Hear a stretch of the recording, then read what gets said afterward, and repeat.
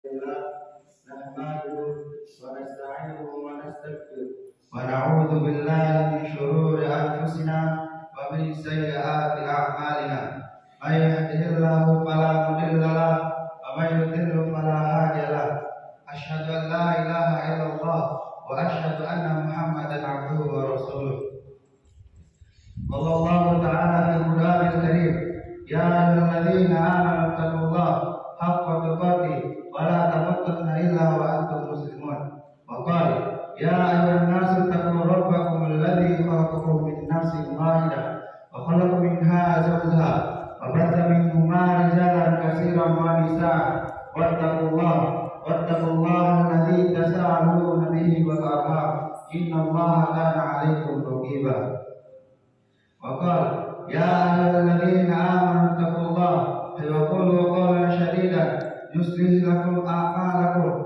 ويغفر لكم ذنوبكم ومن يطع الله ورسوله فقد فاز فوزا عظيما أما بعد فإن أصدق الحديث كتاب الله وخير الهدى هدى محمد صلى الله عليه وسلم وشر الأمور محدثاتها وكل محدثات بدعة وكل بدعة ضلالة وكل ضلالة في النار أما بعد. Segala puji hanya milik Allah Subhanahu wa taala. Dialah Rabb yang telah memberikan kita berbagai macam nikmat sehingga kita bisa berkumpul di Jumat kali ini. Dan dialah Rabb yang telah menurunkan Al-Qur'an kepada Nabi Muhammad SAW melalui perantara malaikat Jibril, diturunkan kepada umat terbaik pada bulan terbaik yakni bulan Ramadan. Selawat serta salam telah berpulang kita haturkan kepada Nabi junjungan kita yakni Nabi Muhammad sallallahu alaihi wasallam. Dialah Nabi yang telah mendirikan bendera la ilaha illallah di atas muka bumi ini. Sebelum khatib menyampaikan khutbahnya terlebih dahulu, khatib ingin berwasiat kepada berjemaah agar meningkatkan ketakwaan kepada Allah Subhanahu wa taala dengan cara menjalankan apa yang disuruhnya, menjauhi segala larangannya. Hadirin jemaah rahimakumullah. Sesungguhnya setiap ibadah mempunyai dua potensi yang selalu beriringan satu sama lainnya. Di sisi lain, sebuah ibadah akan menjadi ladang pahala yang akan kita petik di kampung akhirat nanti. Tapi di sisi lain, jika tidak memenuhi ada syarat tertentunya, bisa jadi sebuah ibadah itu akan menjadi fitnah bagi kita di kampung akhirat nanti. Contoh yang paling jelas dalam masalah ini terdapat dalam sebuah ayat yang sudah sama-sama kita hafal, yakni dalam surat Al-Maun. Allah Subhanahu wa taala berfirman, "Fawailul lil musallin alladzina hum an salatihim sahun." Artinya, maka celakalah bagi orang-orang salat, yaitu orang-orang yang lalai dalam salatnya. Ayat tersebut begitu lugas mengingatkan kepada kita bahwasanya salat bisa menjadi fitnah dan ancaman bagi kita di kampung akhirat nanti saat kita menjalankan tidak sesuai aturannya. Di antaranya ketika kita meremehkan dan melalaikan waktunya. Hadirin jemaah rahimakumullah. Lalu bagaimana dengan ibadah puasa Ramadan? Apakah ada ancaman tentang puasa yang kita jalankan? Setidaknya ada dua dalil yang juga mengingatkan kepada kita tentang gambarannya, gambar orang-orang yang tidak menjalankan puasa tidak sesuai aturan dan adabnya. Dalil yang pertama berdasarkan sabda Nabi Sallallahu Alaihi Wasallam yang artinya betapa banyak orang-orang melaksanakan puasa Ramadan tapi tidak mendapatkan apa-apa dari puasanya kecuali hanya lapar, dan betapa banyak orang-orang melaksanakan salat malam tapi tidak mendapatkan apa-apa dari salatnya kecuali hanya begadang saja. Hadis riwayat An-Nasa'i.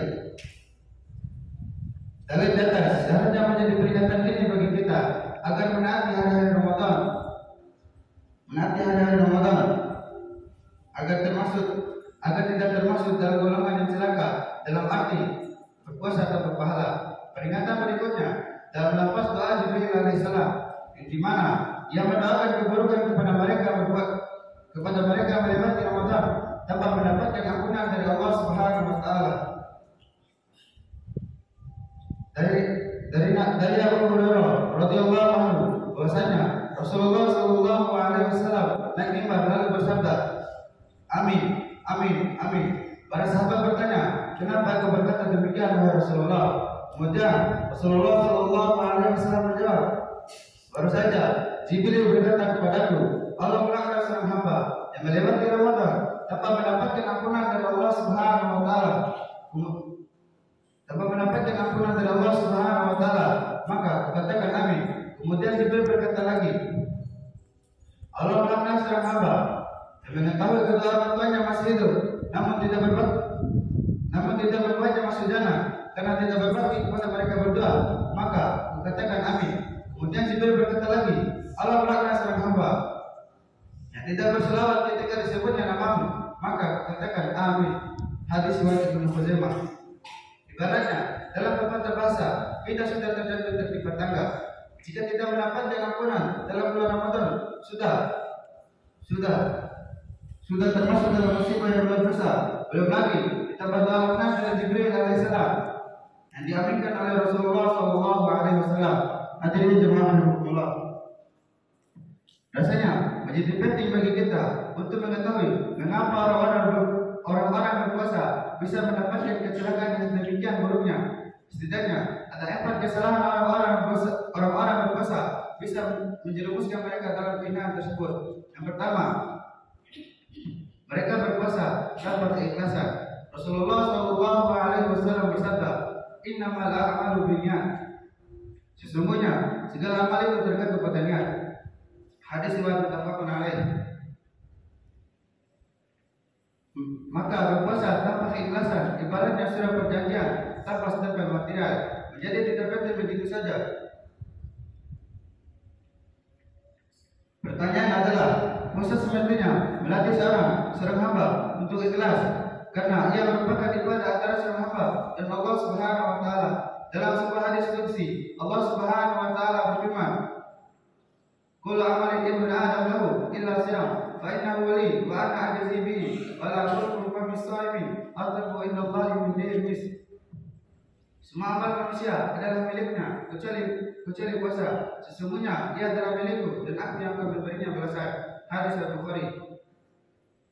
Tapi sayang sekali, ternyata masih ada yang ternodai keikhlasannya dalam melaksanakan puasa Ramadan karena godaan dia, harta maupun cenderungan diri pribadi. Puasa diliputi ria, ingin dianggap, dihargai dan dipuji sebagai orang berpuasa. Semua itu jika tidak dihapus di dalam hati akan mengotori puasa yang mulia. Ada juga yang berpuasa dengan semangat bukan karena kewajiban semata, karena keinginan pribadi seperti untuk diet, menurunkan berat badan dan lainnya. Golongan yang kedua, mereka berpuasa tanpa ilmu. Mereka tidak mengetahui mana yang membatalkan, mana yang tidak. Mereka hanya menjalankan puasa tanpa aturan atau memahaminya tidak dengan sepenuhnya. Benar akibatnya, puasa mereka menjadi begitu rapuh dan tidak bermakna. Menyangka dalam melakukan hal yang benar, padahal sejatinya salah. Berdasarkan sabda dari Ibnu Abbas radhiyallahu anhu, bahwasanya Rasulullah Shallallahu Alaihi Wasallam bersabda, "Faqihu wahidun asyaddu ala syaitani min alfin abidin." Seorang fakih ahli ilmu agama lebih ditakuti setan daripada 1000 ahli ibadah tanpa ilmu. Hadis riwayat Ibnu Majah. Maka mari meningkatkan kualitas ibadah puasa kita dengan memahami hal-hal seputarnya. Mari terus membaca, mengkaji dan bertanya agar bisa menjalankan rangkaian ibadahnya dengan keyakinan yang nyaris sempurna. Golongan yang ketiga, mereka berpuasa hanya dari makan, minum, berhubungan badan semata, dan merasa bahwa dengan itu mereka sudah melakukan hal yang sempurna. Barangkali kita perlu mengingat lebih dalam himbuan Rasulullah Shallallahu Alaihi Wasallam dalam sabdanya, yang artinya, barang siapa yang tidak meninggalkan berkata dusta dan beramal kedustaan Allah Subhanahu Wa Taala, maka Allah Subhanahu Wa Taala tidak membutuhkan dia meninggalkan makan dan minumnya.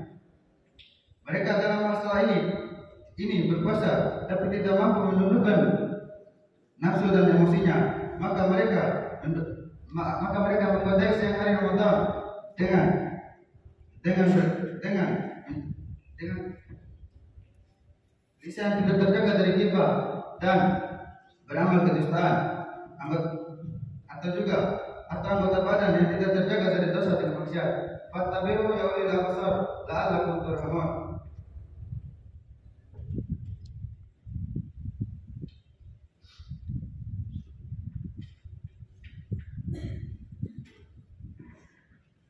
Innal hamdalillah nahmaduhu wa nasta'inuhu wa nastaghfiruh wa na'udzu billahi min shururi anfusina wa min sayyiati a'malina. May yahdihillahu fala mudilla lahu wa may yudlil fala hadiya lahu. Asyhadu an la ilaha illallah wa asyhadu anna Muhammadan abduhu wa rasuluh la nabiyya rasulullah ba'da.